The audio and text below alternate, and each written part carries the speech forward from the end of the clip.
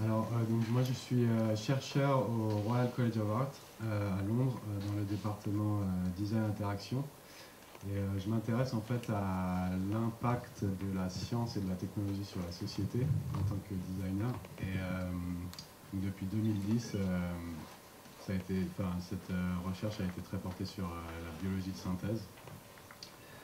Donc je vais essayer de résumer l'approche du design spéculatif très rapidement pour ensuite pouvoir vous donner un exemple à travers un projet que j'ai réalisé en fait l'été dernier. Oui. On a l'impression qu'il n'y a pas de micro. D'accord, et ça va mieux là? Il faut rapprocher les micros, s'il vous plaît. Il est un peu plus aigu. Alors. Ça va être difficile, mais comme ça va? Sinon je vais prendre le micro comme ça. D'accord. Alors, donc le mot design, en fait, est un élément central du discours autour de la biologie de synthèse. Alors, on dit biologie de synthèse ou biologie synthétique. Je ne suis pas sûr. J'utiliserai biologie de synthèse. Mais donc, ce mot, en fait, de design revient constamment dans le discours autour de cette plus ou moins nouvelle discipline scientifique, jusqu'à la définition même, en fait, où le but serait donc de designer des nouveaux organismes vivants ou de redesigner des systèmes biologiques existants. Donc c'est un mot qui est un peu étrange dans le contexte de la science parce que c'est très vague, il y a plein de connotations, de définitions même différentes, de pratiques qui vont du design de mobilier par exemple à l'architecture de logiciels, enfin on ne sait pas trop de quoi on parle. Dans cet exemple précis, il s'agit en fait d'un design, d'une version du design qui est plus ou moins échangeable avec le mot d'ingénierie. Donc on suggère en fait un langage de créativité qui est exemplifié par ce symbole du bloc Lego en fait. Donc on suggère une créativité et une standardisation qui sont vraiment au cœur de la biologie de synthèse en termes narratifs en fait, où on nous propose un système de blocs qui nous permettrait donc d'inventer le vivant, ou de créer le vivant de toutes pièces pour servir les intérêts humains. Donc on suggère déjà, on questionne même pas le contrôle en fait sur la vie. On va au-delà et on dit comment on pourrait réorganiser tout ça dans des systèmes complètement standardisés et caractérisés. Et le mot de design suggère aussi une transition en fait parfaite entre l'intention du designer et le résultat. En fait, quand un designer dessine une chaise, elle part ensuite en production et elle est exactement comme on voulait. Et donc on arrive en fait à la promesse de cette nouvelle approche de la biologie en fait, et le design sert ce narratif parce qu'on nous promet donc des produits, on ne nous promet pas des expériences. Donc toute cette discipline en fait se détache de la recherche pure ou de la recherche pour purement comprendre le vivant par exemple, et amène un aspect beaucoup plus rationnel qui nous promet donc une certaine efficacité que la biologie traditionnelle n'a pas, et des applications des produits dans le monde réel. Donc face à ça en fait, notre pratique du design donc, au RCA est beaucoup plus, comme on l'a dit, spéculative, donc on s'intéresse moins à ces idées de produits, mais on essaie plus d'utiliser le design comme un matériau, comme un médium de recherche en fait en lui-même, et donc contrasté à cette version-là, nous on s'intéresse plus à quelque chose comme ça, où on se demande en fait que se passe-t-il quand toutes ces idées et tous ces produits vont sortir de laboratoires où ils sont à l'heure actuelle développés dans cette espèce de bulle hermétique avec plusieurs niveaux, comme on a vu ce matin, de sécurité biologique et qui entrent donc dans la société. Donc c'est vraiment cette transition qu'on essaie d'observer et de questionner en fait. Et donc on part de cette idée de promesse pour rentrer dans un mode plus de la proposition ou de la prospective, et de proposer, enfin c'est pas une idée de complètement dénigrer les approches scientifiques, mais d'apporter un nouvel éventail en fait de narratifs et d'histoires qui peuvent donc questionner cette transition entre laboratoire et société. Donc questionner toute cette rhétorique du contrôle du vivant et surtout mettre en exergue les nuances, les ambiguïtés et la complexité que tout ça implique. Donc on s'inscrit beaucoup plus en fait dans une démarche de communication de la science ou de vulgarisation comme on dit. Enfin en Angleterre, comme on l'a dit ce matin, ça s'appelle public engagement. Et on essaye d'ajouter à un langage qui existe déjà beaucoup dans les musées de sciences, etc., un langage explicatif, où on va par exemple nous présenter comment la science fonctionne, pour rentrer dans un mode, encore une fois, prospectif, où on essaie d'encourager des questions sur, pas comment la science fonctionne, mais qu'est-ce qu'elle peut nous apporter, ou qu'est-ce qu'on veut qu'elle nous apporte, qu'est-ce qui est préférable, qu'est-ce qui est plausible, etc. Donc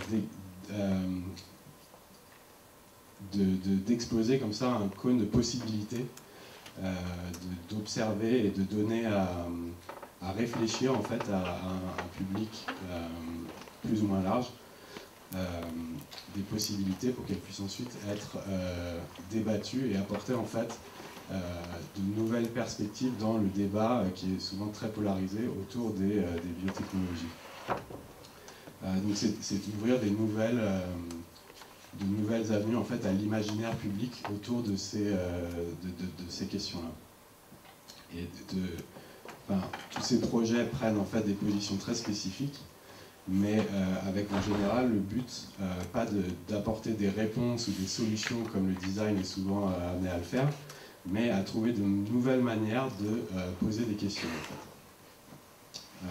Donc c'est ce que je fais depuis 2 ans maintenant, à travers le projet Studio Lab, dont cette journée fait aussi partie, à travers un projet qui s'appelle Blueprints for the Unknown.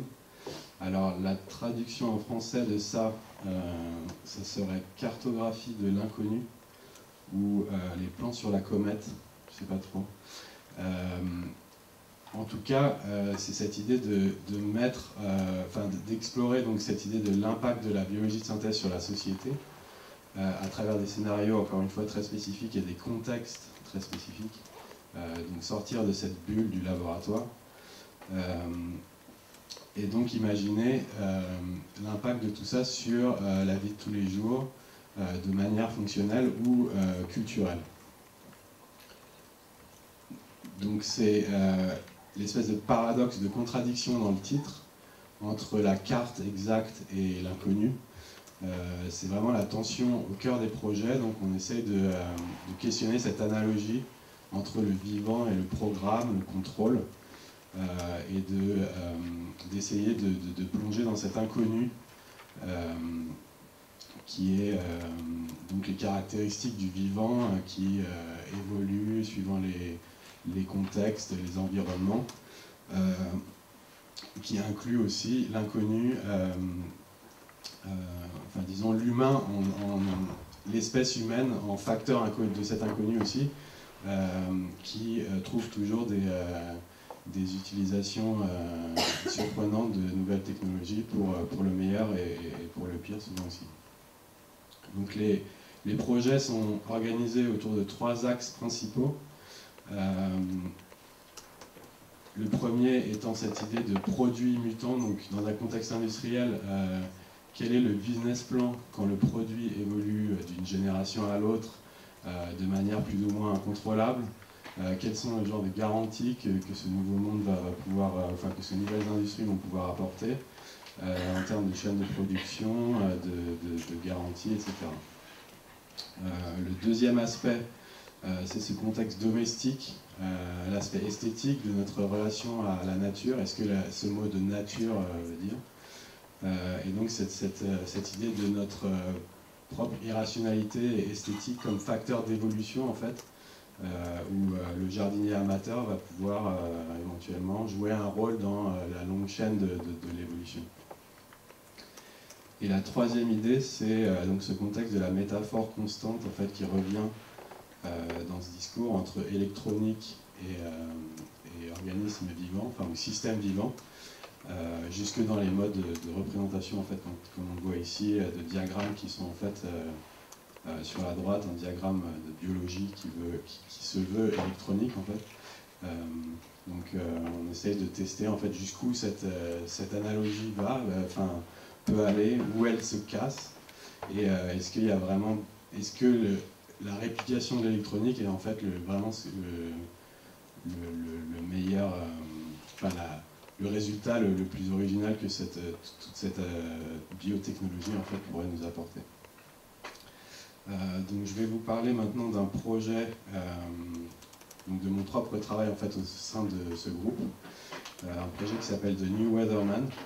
Et donc mon intérêt en fait de base en commençant ce projet, c'était la relation entre science et écologie. Donc j'ai collaboré avec Carl Garvey, qui est biohacker à Cork en Irlande, et Alice Bell, qui est journaliste au Guardian, qui s'intéresse à la science dans les politiques publiques et dans la culture pop. Plus des directeurs des campagnes politiques et doctorants en biotechnologie qui ont préféré rester anonymes. Et donc en fait le constat de base de ce projet c'était entre science et environnementalisme en fait un lien très conflictuel et dans une vision un petit peu stéréotypée des choses qui sont plutôt en opposition. Pour plein de raisons, donc vraiment pour simplifier les positions un peu stéréotypées qui existent autour de tout ça, on a d'un côté les bioconservateurs, donc cette idée qu'on est déjà allé trop loin en fait, qu'il faudrait limiter la consommation et revenir à une certaine idée de nature. Donc ça va avec une certaine suspicion des nouvelles technologies. Et de l'autre extrême en fait, le technoprogressisme, qui consisterait à régler tous les problèmes avec plus de technologie. Donc le climat se réchauffe, on envoie des miroirs dans l'espace, une espèce de surenchère en fait constante où on n'a pas à se soucier de rien vu qu'on va toujours inventer la prochaine technologie qui donc l'escalade qui culminerait dans cette singularité où de toute façon en 2040 nos cerveaux seront tous téléchargés dans des ordinateurs et on aura tous la vie éternelle, donc réchauffement climatique ou pas, on est bon. Donc entre ces deux positions qui sont pas vraiment satisfaisantes ni l'une ni l'autre, j'ai commencé à identifier en fait quelques facteurs qui pourraient définir une espèce de troisième voie un peu plus, encore une fois, nuancée, ambiguë. Donc ces facteurs s'organisent entre autres autour des mouvements DIY Bio, donc cette idée de faire de la biologie de garage en marge des institutions, des corporations. La campagne pour l'accès libre aux publications scientifiques, donc Open Access. Et ajouter à tout ça certains groupes d'activistes fragmentés et sans tête, donc organisés en cellules, qui sont, comme on le connaît à l'heure actuelle, très efficaces pour la propagation et même l'activisme, simplement une efficacité dans l'action, quoi. Et donc en fait, cette idée de combiner ce mouvement de biopunk ou DIY bio avec cette espèce de culture de forte idéologie liée, qui est propagée en fait par canular ou par cette culture virale en fait en tant que mode d'activisme. Donc j'ai commencé en fait par écrire un manifesto. En fait, donc j'ai choisi comme format en fait pour explorer toutes ces questions, de créer un groupe d'activistes fictifs qui sert en fait de plateforme à ma recherche et aussi à me distancer d'une certaine manière de pouvoir vraiment aller à l'extrême sans forcément souscrire à tout ce que ces gens disent. Donc j'ai commencé avec un manifesto qui expose en fait l'idée de symbiose comme idéologie de base et qui propose en fait, qui forme les fondations en fait d'une utilisation de la biologie de synthèse comme forme d'action directe. Donc le manifesto, je vais vous résumer en fait, il y a 5 points. Donc cette idée de symbiose, donc le premier point c'est que les comportements parasitaires ne seront plus tolérés. Donc soit il y a échange, soit on ne tolère plus. Donc par exemple l'extraction d'énergie fossile, c'est considéré comme du parasitisme. Deuxièmement, il n'y a plus de nature vierge vers laquelle retourner, on peut seulement aller de l'avant.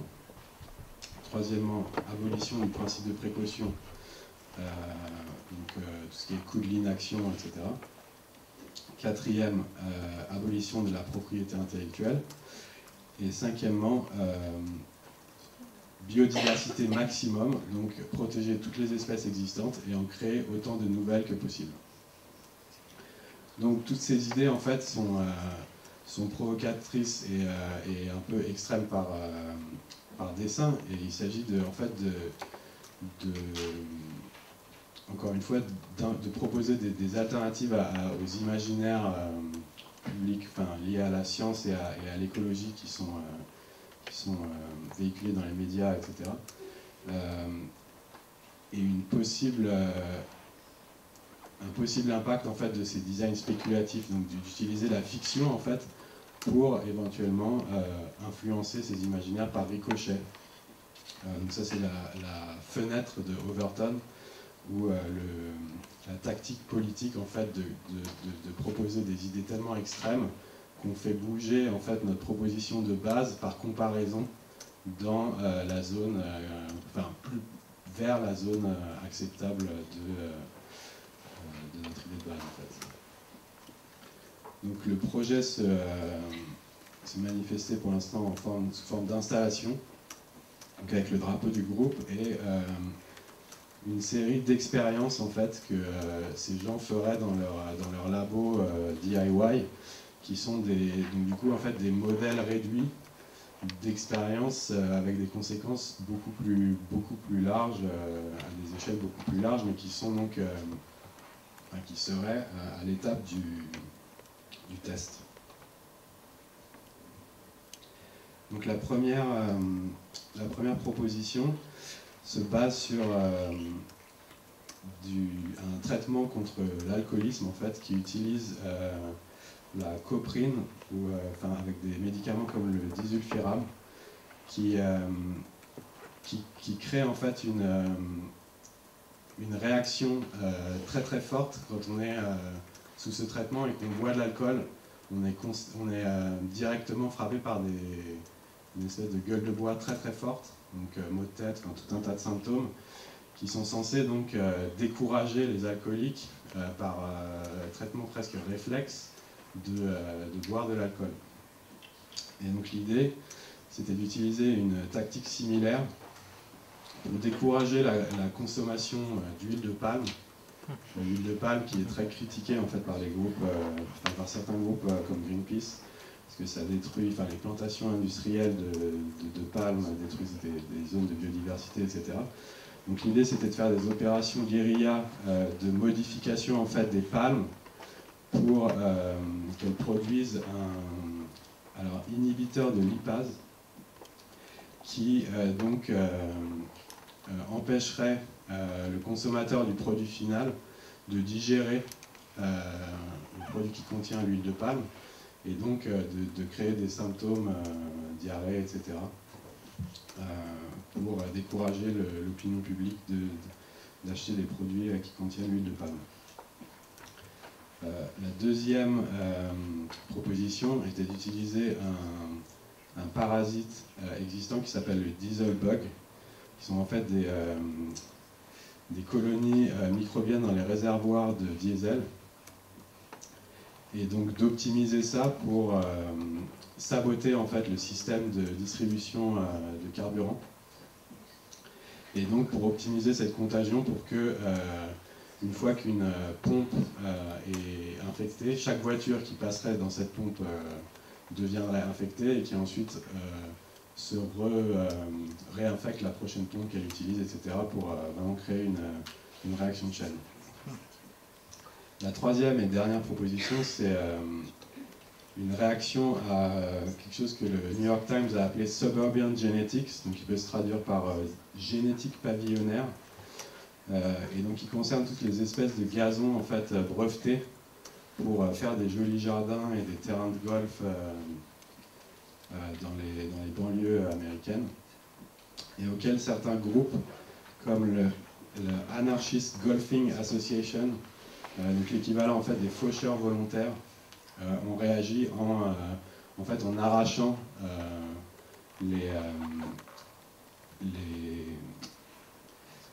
les pousses de recherche en fait dans les serres de chercheurs qui développaient ces espèces.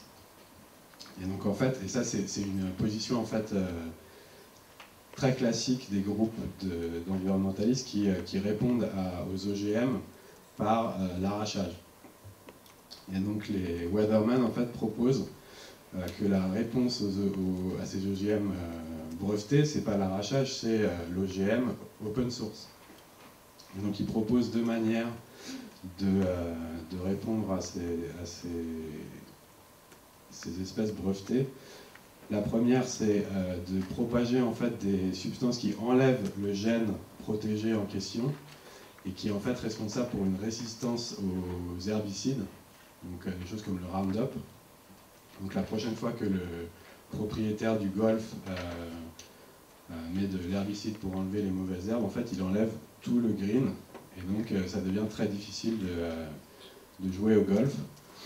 Et la deuxième solution en fait pour compliquer le golf, c'est de propager en fait des OGM open source qui sont plus fortes en fait que celle qui est utilisée sur le green, et donc de créer en fait des obstacles en plus avec des tiges, etc. Alors très rapidement, le projet continue en fait, et on est en train de travailler sur un New Weatherman Cookbook, pour faire écho à Anarchist Cookbook. Il y aurait donc plus de propositions différentes, diagrammes, etc., communication entre les membres du groupe. Et une de ces propositions, en fait, c'est de proposer une version ADN en fait, des termes de Creative Commons.